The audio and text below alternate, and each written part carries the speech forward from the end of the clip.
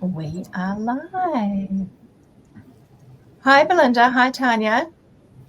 Hi, Mariah. Hello. Hi, Marika. Hi, Belinda. Welcome. Welcome, ladies.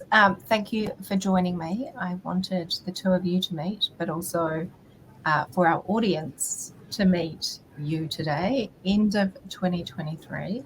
We're going to talk about what this year has brought for your businesses and what you're looking forward to in 2024. Unfortunately, we've got an apology.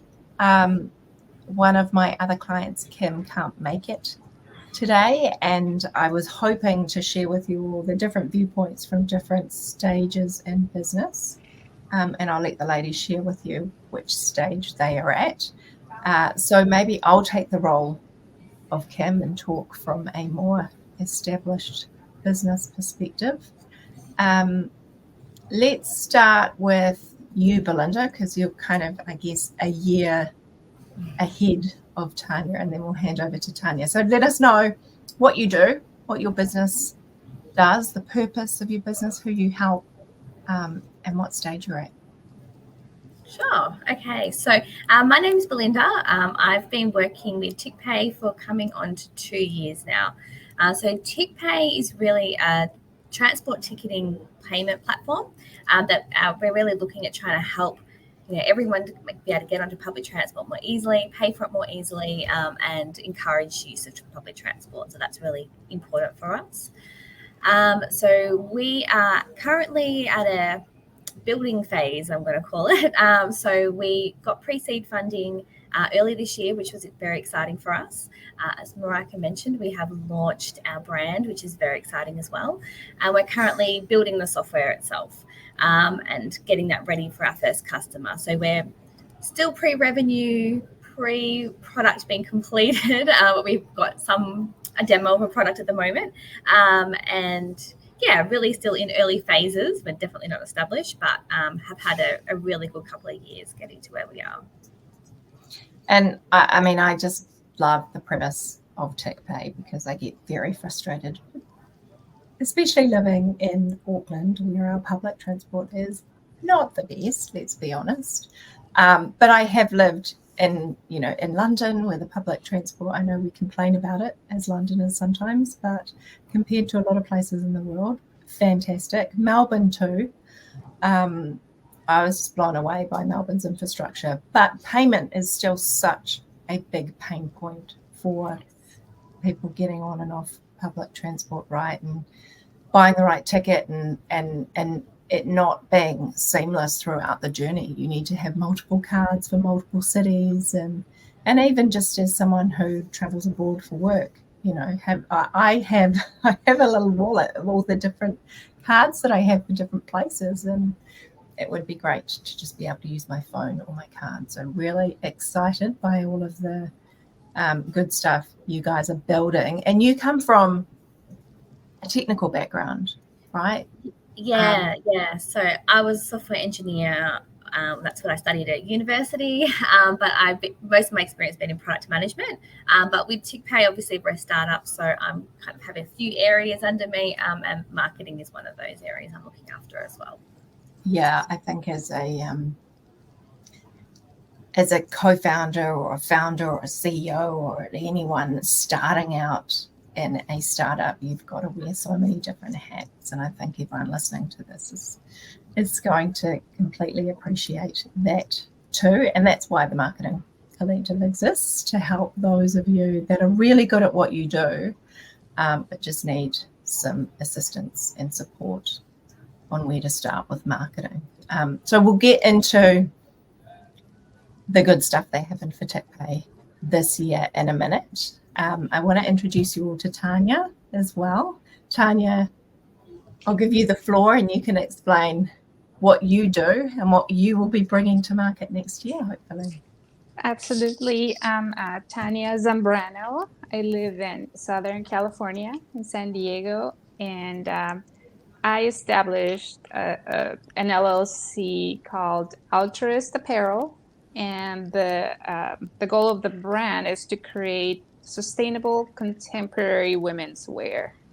And I want to make sure that throughout the entire process of manufacturing, people are paid fair wages and the employees are treated ethically, and the materials can be upcycled or recycled at the end of their lives. And the other part of the brand's mission is to partner with different charities and donate part of the proceeds to help people, animals, and planet.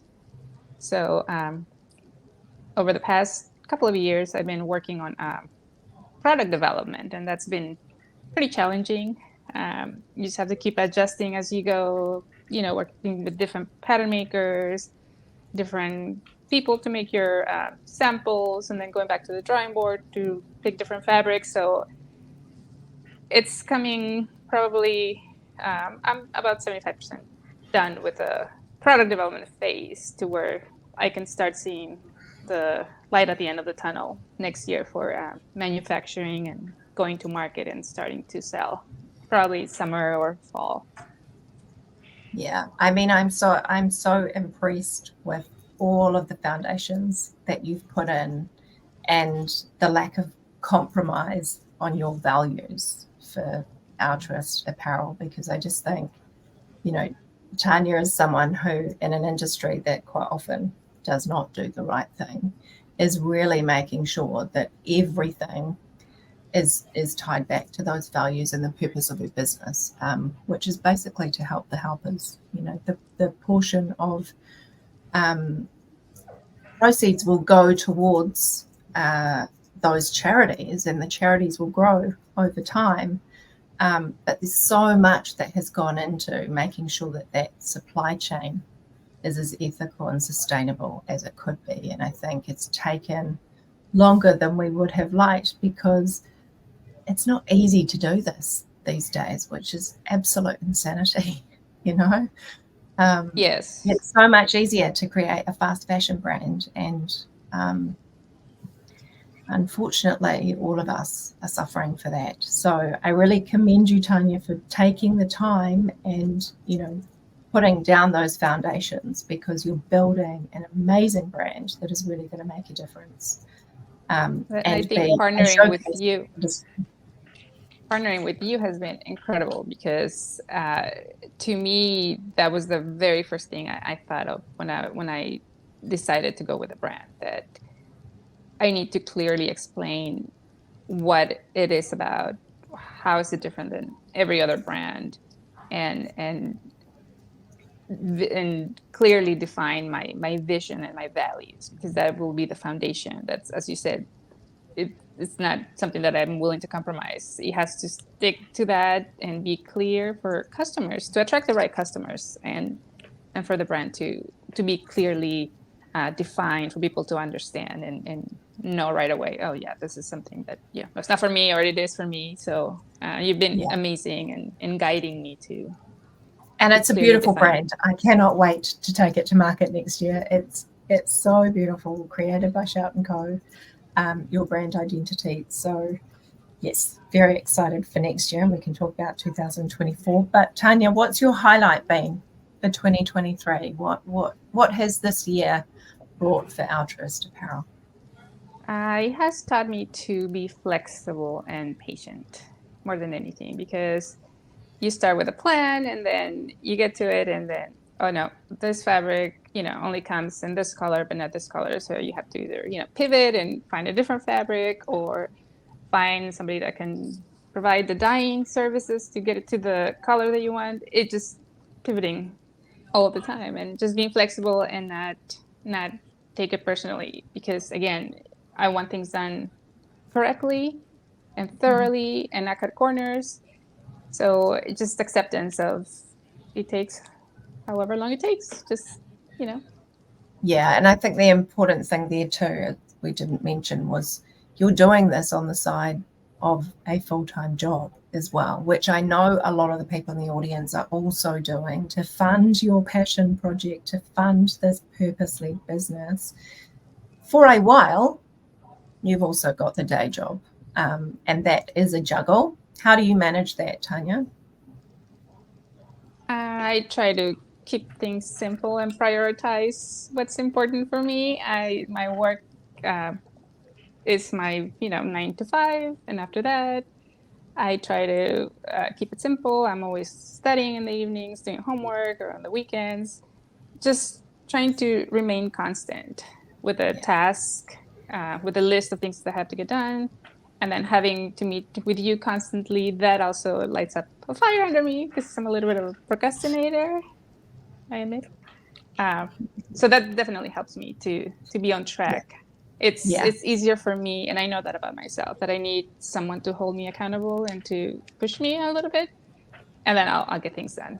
So that's definitely been amazing for me to have you as a guide, holding my hand throughout the whole process and asking the right questions. I think that zigzag, that pivoting is something we can all completely appreciate. And Belinda, maybe you can talk to this 2 years in as well. Does TickPay look like you thought it would at the very beginning? But it is, even for me as an established business owner, constantly changing direction. Try this, oh, that didn't actually work, move over here. As long as there's a strategy and you're not changing your identity, you're not changing your values, you're not changing why you exist in business, those things are foundations. Those things are solid and should remain constant. But the tactics you use, ebb and flow, and the market changes, consumers change. I mean, look at the state of the economy right now. People are not spending money. And so there's a lot of campaigns failing at the moment. That doesn't mean you're a failure. It just means you've got to try something else in the new year.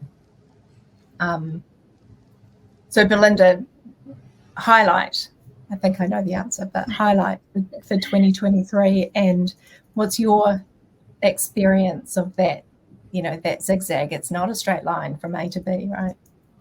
No, not at all. Our highlight has got to be our announcement of our company and our brand, which was something that we've been flying under the radar basically for, it was over a year and a bit, probably realistically a few years, because we have a unique idea that is going to disrupt things a little bit, and we want to be really careful around our timing, mostly so competitors weren't aware. So we did a lot of planning, and Marika definitely helped a lot with working out our strategy, because we're also very resource constrained. I don't have a huge team of marketers. That's basically me, and Shreya also helps me out as well. But we don't have a big team to be able to do things, and we don't have a lot of in-house experience as well.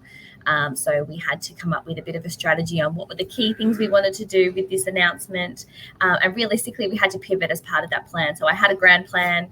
I had very little time and not enough time to get press releases and things written that we wanted to get done. We were really cutting time quite fine. So we had to cut back even further from what we originally wanted to do. But we were very, very fortunate that some things went very well for us. We had a very successful LinkedIn campaign that worked very well, even though it probably didn't go exactly how I wanted it to as far as our post content and things. We got a lot of reach, we got a lot of followers off the back of it as well, which really surpassed our expectations greatly. We actually had one of our investors write a press release for us, which was extremely helpful, and Marika reviewed it and she was very happy with that, which was great, and got a lot of media coverage. Well, a lot of media coverage for a company that's very unknown, and which was fantastic as well. And that, I think, really helped boost our LinkedIn presence and things as well. So we were really thrilled with the outcome of that, and it's still growing, even though we haven't been active at all, I should say, since our launch, and that's something we're working on. But it's been really, really great to see. So we've had a lot of positive feedback from that, and Marika's been very fundamental in helping us make sure that was a successful announcement, which was really great. I mean, obviously, fantastic campaign and planning and all of that stuff. But I think it also goes back to you are fulfilling a need, right? The market is screaming out for this, and that is an absolute fundamental going into a startup or a business. If you are not fulfilling a need that is out there, it's not going to go anywhere. Nobody needs any more fast fashion, right, Tanya? You can make it quick, but the market is changing, and if you want to build a sustainable business, it's important to be making sure you are actually fulfilling a need in that market. And so much easier to write your messaging and to hammer home that message if you've got that unique selling point, that people actually need whatever it is you're producing. So if you're really at the beginning stages, make sure you nail that product or service, and that you are really clear it is something somebody is going to need, not just something we want to push out into the world. Yeah. So what does 2024 have in store for TickPay now that you've launched, really successful launch? How do you build on that momentum? What are you looking forward to in 2024?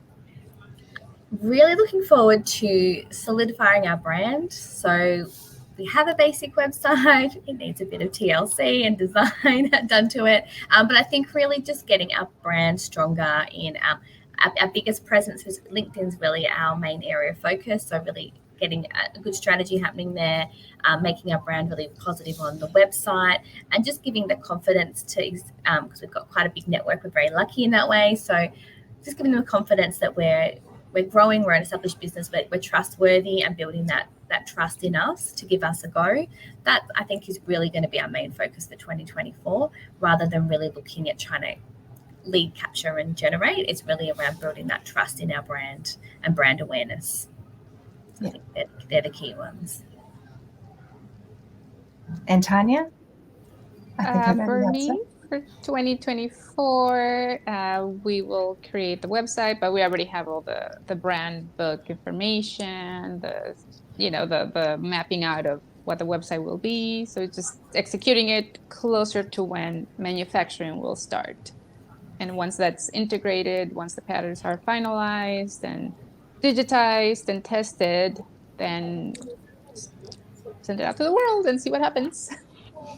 And that's what I've found fascinating. This is why I love consulting too, because I get to hear and understand and learn so much about different industries and products and services and people. And I've learned a lot from Tanya around the manufacturing process, and actually how technology is helping to make that more sustainable too.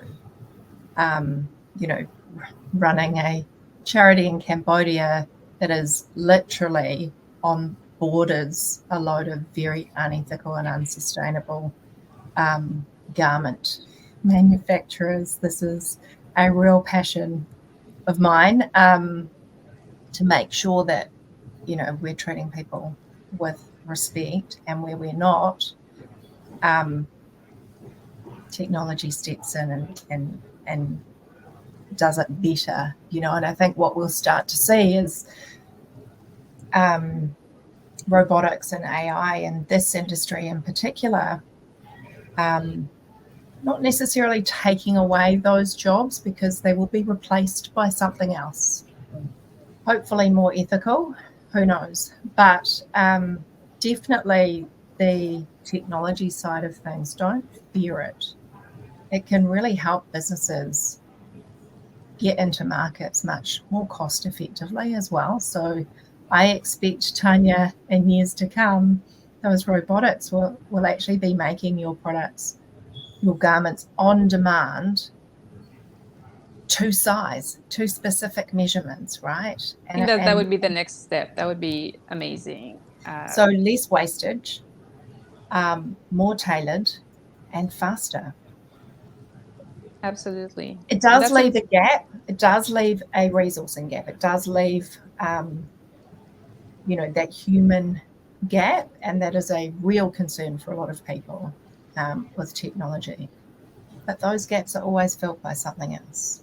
I don't know what that something else is. I can only hope that it's more ethical than the way that I know a lot of people in poverty-stricken areas have been treated by that industry. Yeah, absolutely. And I think it's virtually impossible to be 100% sustainable at this time. there's always, you have to fly your materials from a different country to this country. I mean, it's just absolutely 100% impossible. But I think just communicating how the steps that you're taking based on what's available, and just showing the effort, and when you find something that will make you more sustainable, then adopt that practice. Exactly. and lead by example, and hopefully in the future, many years from now, hopefully not too many, everything will be made on demand, and will shift the culture of just using and disposing of clothes, instead of treating them as an investment, as something you care for, and you wear the clothes, not the other way around, and just treat it as a piece of jewelry that you love and can continue to wear and pass on to your family if you need to. Yeah, totally agree. We've run out of time, ladies. I told you this would go super fast. And it's so nice to see your faces on the same screen. That never happens. So thank you for joining me today. I really appreciate it. I hope it's been helpful for all of you watching to meet some of our clients. Apologies again that Kim couldn't join us. Maybe we'll get her in next year sometime to talk about, I know that her highlight was actually releasing a new methodology in her business. And so maybe I'll get her on in the new year, because actually it's a methodology that could help every entrepreneur. So I'm excited to share that, but I'll let her do that. Pleasure having you. Have a beautiful Christmas and New Year period. Congratulations on everything that you've achieved in 2023, and I can't wait to see what unfolds for you both in 2024. Thank you so much for all your help. You've been incredible. Thank you. I couldn't do it without you. Thank you, Mariah. I really appreciate it. And it was lovely to meet you as well, Tanya. Nice to meet you too, Belinda. Take care. Thank Take you. care.